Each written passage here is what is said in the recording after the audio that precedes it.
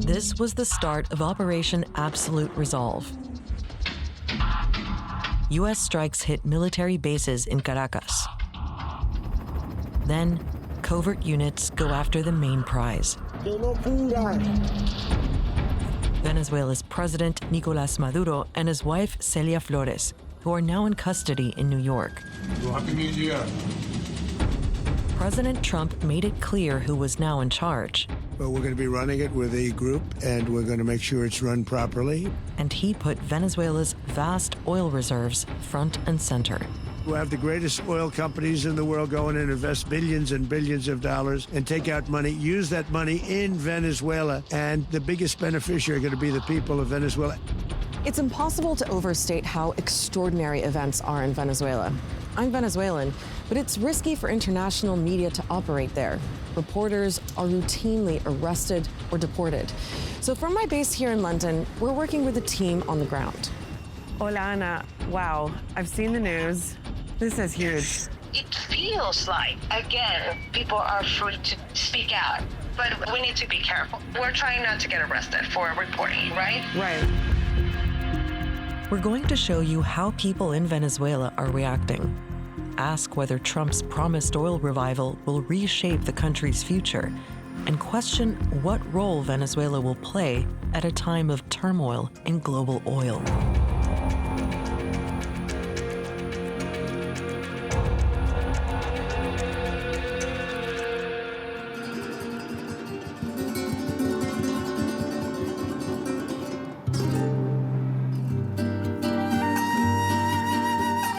In downtown Caracas, Maduro's image looms large. Pro-government billboards demand his return. But he's not missed by everyone. Se llama el presidente, el que manda todo esto. ¿Sí entiende? Y yo no veo lloro aquí dentro. No veo nada y lloro, nada, nada. The question is, how much has changed? Hi, Anna, how are you? Can you hear me?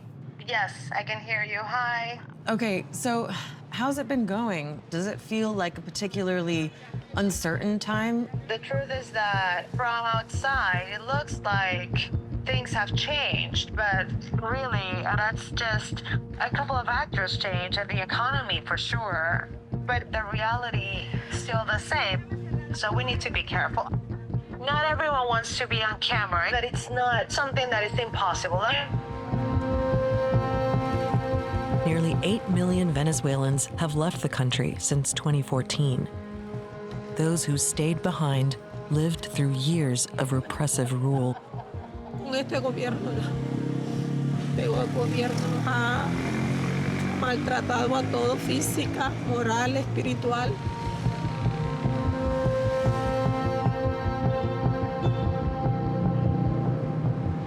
Venezuela has seen one of the most dramatic economic collapses in modern history outside of wartime, thanks to poor governance, corruption, and punitive U.S. sanctions. Inflation is sky high, and nearly 90% of Venezuelans live in poverty. Con el sueldo que tengo aquí, aunque trabajo por mi cuenta, pero no me alcanza. Pues. Sí me alcanza para comer de vez en cuando, pues, pero no todo el tiempo. Más que todo para mi hijo, pues, que ya tengo un hijo. Me gustaría que todo se acomodara como para que tuviera buena educación, tuviera mejor vida. O sea, todo lo que todos queremos, pues. Now, the Trump administration is effectively controlling the country's economy, overseeing how the government spends its oil revenue. Hello, Sandra. Hola, Phil. Hi. Phil Gunson has been following the U.S.'s moves. He works at the International Crisis Group and has lived in Venezuela for 27 years. This is an unprecedented situation. I mean, here you've got the United States trying or attempting to dictate what happens here within Venezuela politically and economically from a distance without occupying the country. Of course, the U.S. historically has intervened a lot in Latin America, but generally speaking, it has intervened with an actual military presence.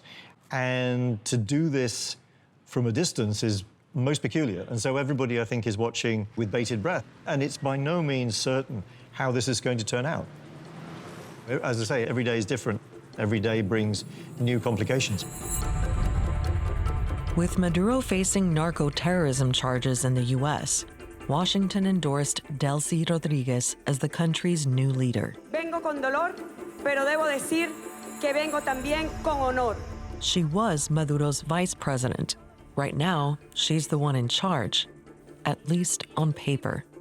You know, the US has taken charge of Venezuela's external accounts. They're selling Venezuelan oil, and they're sending the money to Venezuela under certain guidelines, within certain parameters.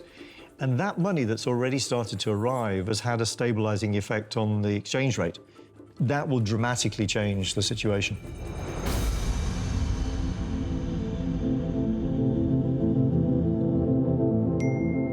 I don't think we can get super close to the oil facilities, but if you want to understand Venezuela's oil story, the place to go definitely is Lake Maracaibo.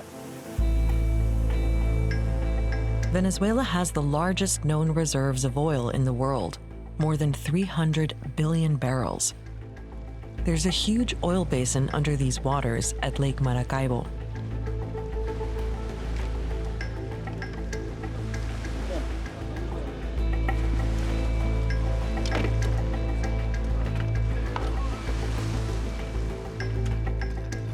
The fishermen here have a front row seat to what goes on in the oil industry. They've noticed the main loading point for oil tankers is busier than usual. Los barcos que ahora hay de más. Antes llegaba uno por uno, ahora hay a cuatro. Ahorita porque no han ido para arriba, ya hay 5 más allá arriba. Decades of neglect in the oil industry is causing major environmental damage.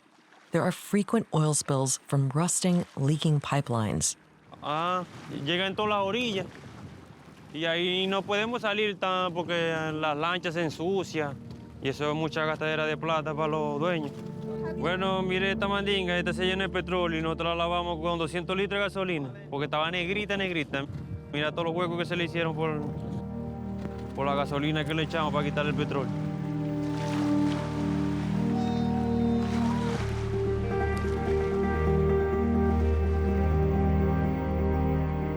Johan Flores was born in Maracaibo.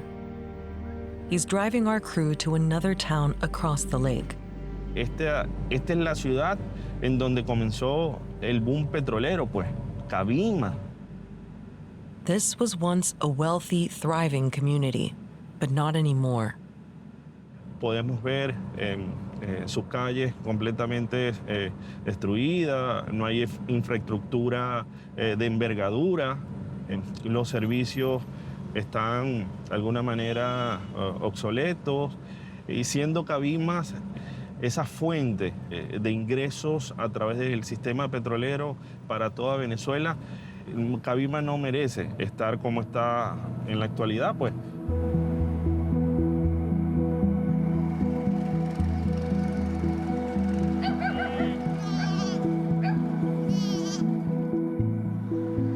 This once booming industry is still standing, but barely. These are bits of broken infrastructure that have been cut up to be sold off. Old pump jacks are still pulling up thick, sour crude. The type of oil Venezuela's got a lot of, but is difficult and expensive to extract. But this is just a trickle of what once made this region a powerhouse. Stretching along the eastern shore of Lake Maracaibo in Venezuela is one of the industrial wonders of modern times. One of the largest known oil deposits in the world, this resource has brought a new life to the people of Venezuela. The 1950s were Venezuela's heyday. Foreign companies basically ran the oil industry, the state got a share of the profits, and the economy boomed. This is the new Venezuela, being built with its own revenue from petroleum. It became one of the richest countries in the world. But in 1976, the dominance of foreign companies ended.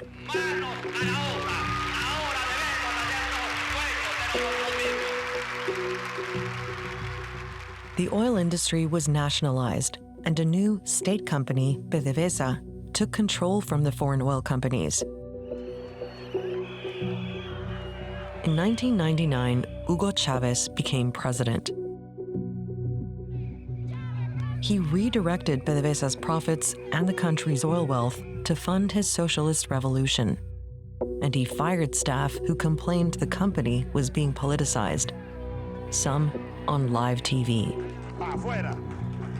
After mass protests and a strike by PDVSA staff, Chavez ended up sacking around 18,000 employees. In 2007, foreign oil companies were forced to accept new contracts that gave PDVSA even more control. Companies that refused were forced to go, losing billions in oil assets. Más nunca entregaremos esta nuestra riqueza, esta nuestra patria, al imperio norteamericano. After Chavez's death in 2013, his successor, Nicolas Maduro, continued his legacy. Decades of mismanagement and corruption, and more recently, U.S. sanctions, left the country's oil industry in ruins. During Maduro's rule, more than 18,000 people were detained arbitrarily, including PDVSA workers, journalists, and politicians.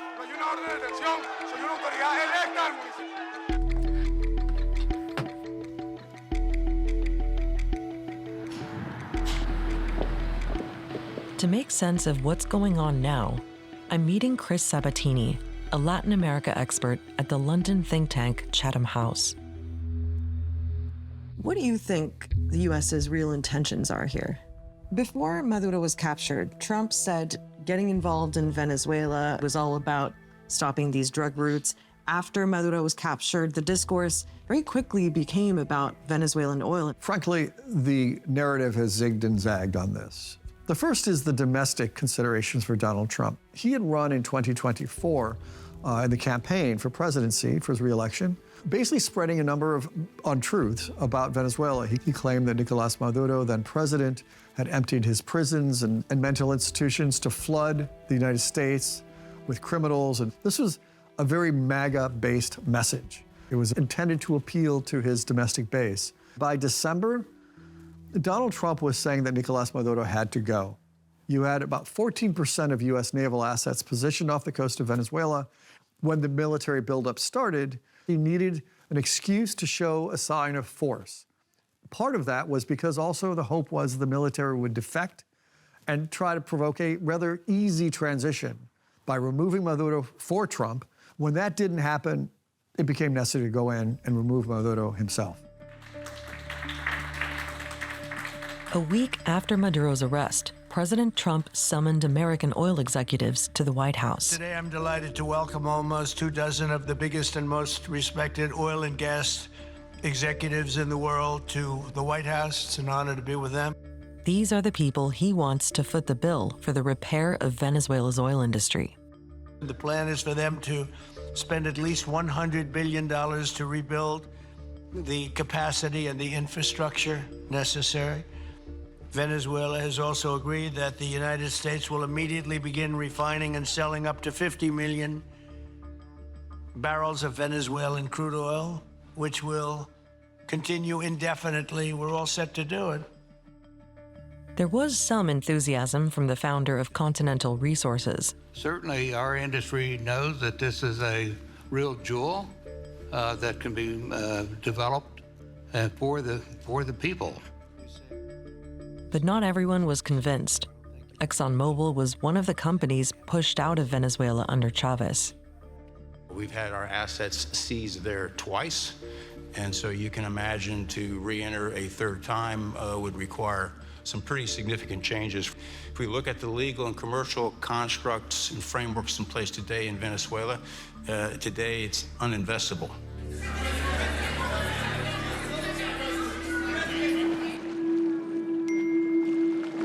Hey, Sandra, let's talk when you can, please. Just FYI, the National Assembly just approved changes on the oil law.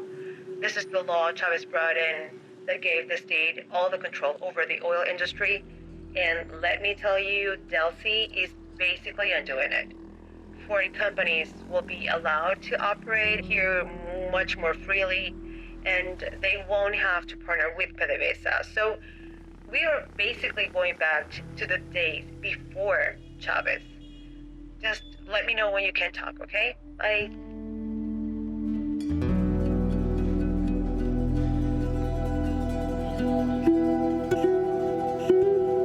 Among those still loyal to Maduro and Chavez, there's mixed feelings.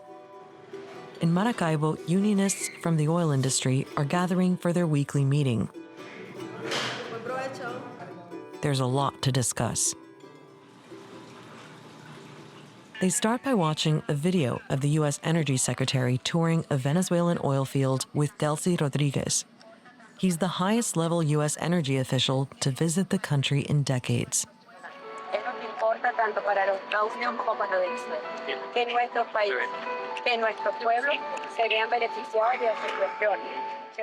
Some don't want to believe there's been a huge departure from the regime's socialist policies. Están ahorita en un proceso de diálogo y que en eso está participando muy exitosamente nuestra presidenta encargada, Delcy Rodríguez. Others are wary of oil workers being exploited. Hablan de la inversión, pero no hablan del recurso humano como tal. Este país es rico. Nosotros lo que exigimos es que esas riquezas sean repartidas equitativamente a todo el pueblo venezolano.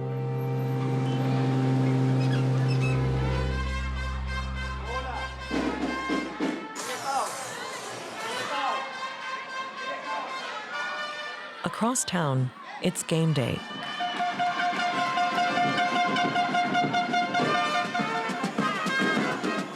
There are carnival celebrations and a pageant. Boys practice baseball, Venezuela's national sport, another relic of American influence. Girls play a different version, called kickball.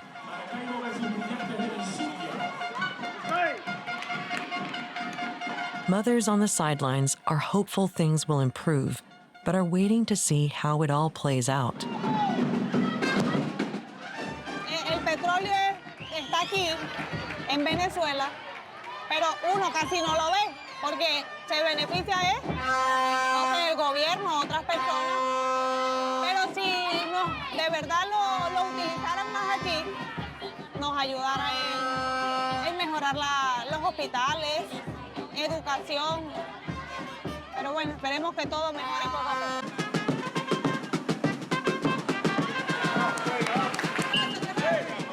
verdad que como madre actualmente estoy con mucha expectativa de ver qué se va a desarrollar, porque desde que nacemos nos hablan de lo ricos que somos porque tenemos mucho petróleo, pero nos falta muchísimo desarrollo también para poderlo explotar debidamente.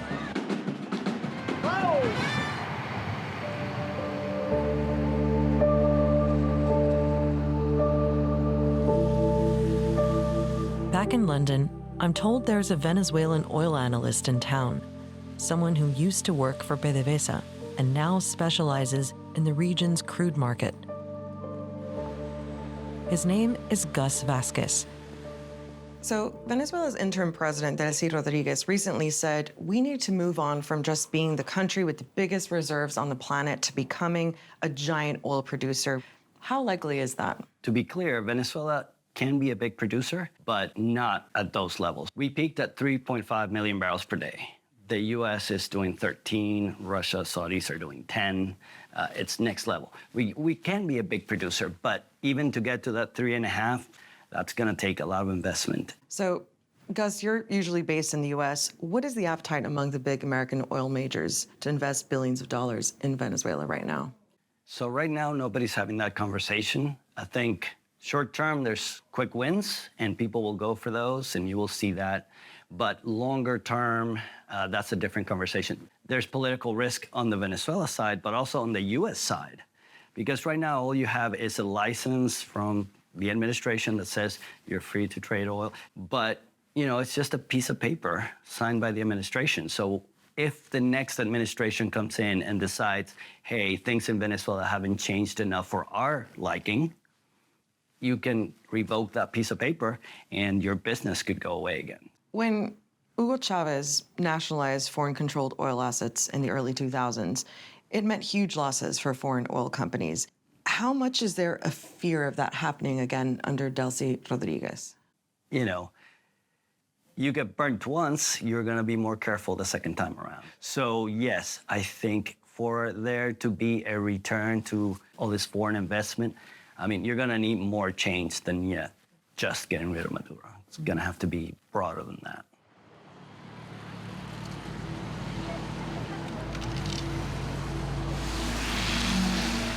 While the world weighs up Venezuela's long-term oil potential, some very real changes are already happening on the ground. Changes that would have been unthinkable just a few months ago. Hi, everyone. I'm sorry. Yes, I just read what could possibly be the amnesty law. Our local producer, Anna, has seen the draft of a new law, which could free hundreds of political prisoners. But after so many horrors I've seen and reported over so many years, just thinking about a glimpse of normality and peace, it's unbelievable, yeah.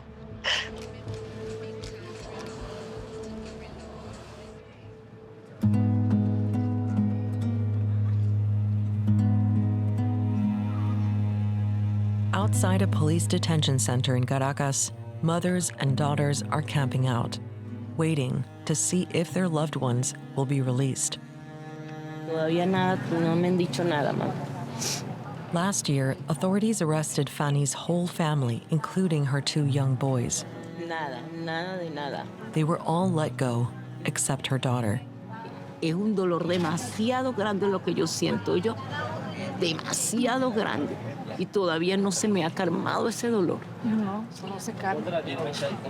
Y pasarán muchos años. Mucho. Pero tengo que tener a mi hija al lado para ser fuerte.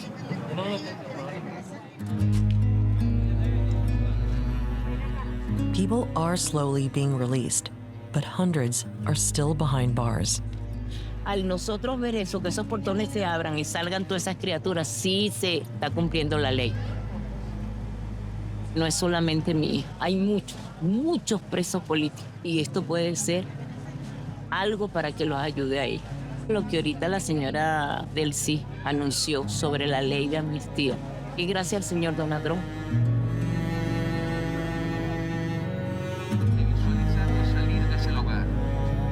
Visualicemos la salida, pero sobre todo... At the city's most notorious prison, El Helicoide, more families wait through the dark. En el lugar que sea, en cualquier cárcel, hasta en una de oro, pero preso es preso. Dentro de los venezolanos, esos muchos millones que están afuera. ¿Cómo te sientes? ¿Cómo te sientes ahorita? Emocionada. Emocionada aún cuando no sé de mi hermano. Pero tengo la ilusión y la gran esperanza que él está bien en medio de todo, porque sé que ningún ser humano puede estar bien estando tras las rejas. Amén. Things are changing, but there's still a backdrop of uncertainty, including for our team on the ground. Hey, Anna, hey. Thanks so much for that interview. I've just seen that a journalist has just been arrested working for German media. What have you heard? Apparently, he was taken from his home, but he was released hours later. So what I really think is that this is them trying to show that they still have some power over what you report. Right. For the past 17 years, I've seen it all. And this is their way of communicating with journalists. Right. Are you going home now, Anna? I feel like maybe that might be a good idea. Yeah, and then we can start tomorrow again. Yeah. New day, less tense, and see how it goes. Okay, let's take things step by step. Thank you so much. Take care, okay? Thank you. Bye-bye. Gracias. Ciao.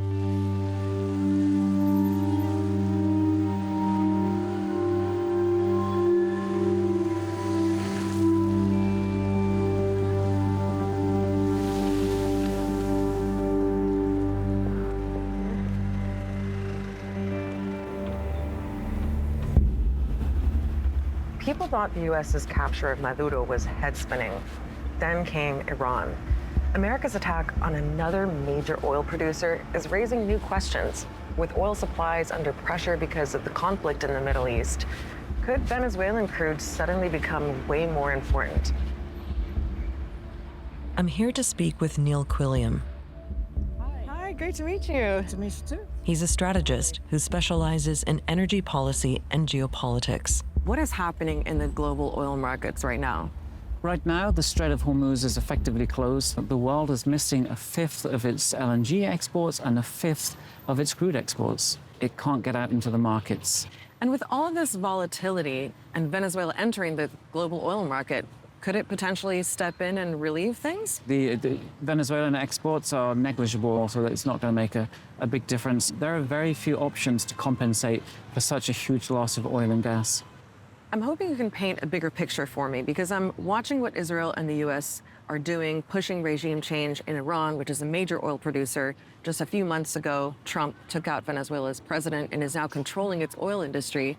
Is there a bigger strategy here about controlling global oil?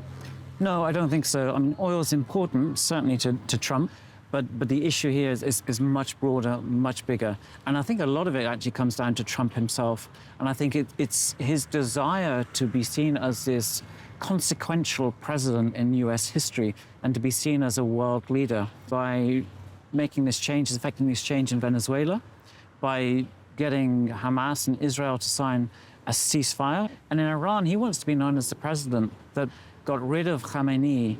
And if he can get American companies operating and being successful in Iran, that's a big win for him. And that's what he's selling in Venezuela as well. Absolutely. There's another common thread here, and that's China. China was the biggest buyer of both Venezuelan and Iranian crude. How much of this is about cutting China's oil supplies? I don't think it's about cutting China off from oil supplies. Venezuela provided 5% of China's total crude imports beforehand. Iran provides about 12 to 14% of China's total crude imports. So I don't think China is sort of at the heart of this policy. The much bigger thing at play here is Trump and his legacy.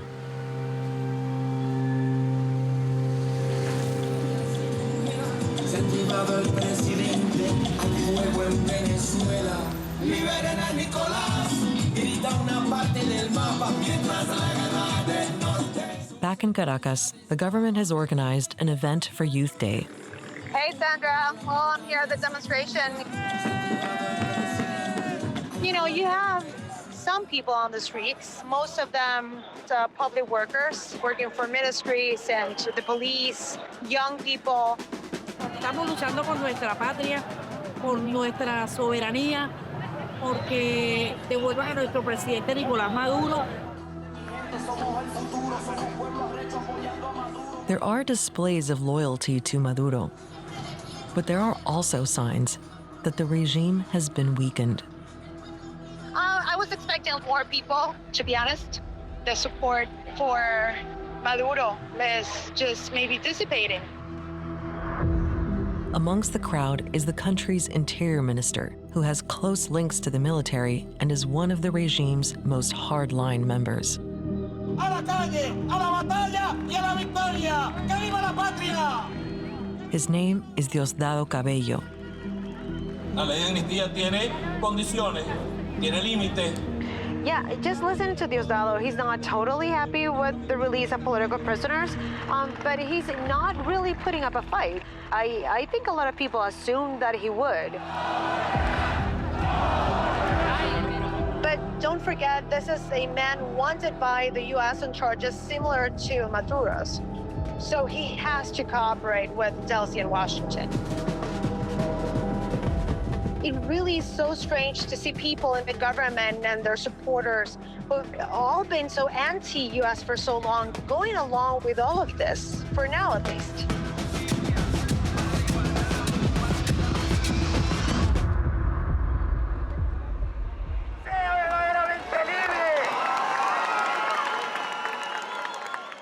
On the other side of the city, students have staged a protest.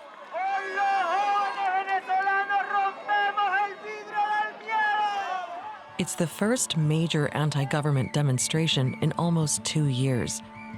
They're joined by opposition supporters, journalists, and families of detainees.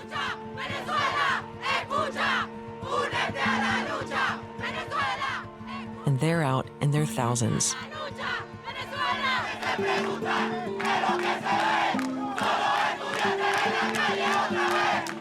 They want justice, freedom, and a real democracy. No es posible que en pleno siglo XXI, por expresarte libremente, por querer hacer un reportaje, te hayan llevado a la cárcel. Casi 4 años, casi pierdo la vida. Se me fue mi mamá, se me fue el amor de mi vida, y esto tiene que ser un precedente para que no ocurra más.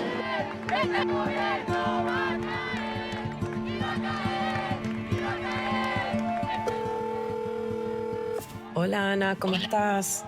Hola, hola, bien. Are you at the student protest? How's it going? I am. Yeah, it's been something, I have to tell you.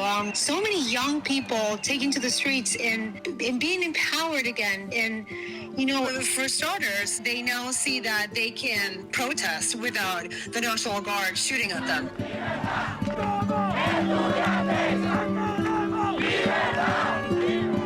When you've been in the shadows for so long, any glimpse of light, it's just like sunlight in your eyes.